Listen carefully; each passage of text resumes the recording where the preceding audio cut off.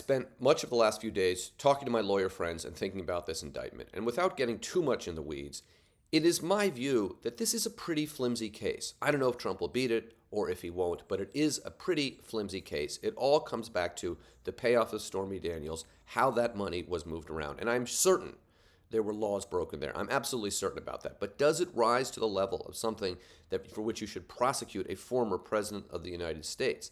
My sense is that Trump's argument that this is political is going to get some traction.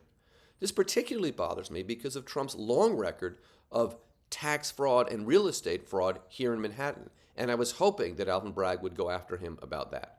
We don't know how this trial is going to end. We don't even know when it's going to happen. But there's a couple things between now and then that concern me. The first is that Trump will use this to incite more violence. He's already trying to do that. And the second is that there are many people I know who are saying, listen, the Manhattan indictment isn't the important one. It's the Georgia one around election fraud. And that's probably true. But the problem is that the precedent that is set in Manhattan will allow Trump to get more traction when he tries to dismiss the case against him in Georgia.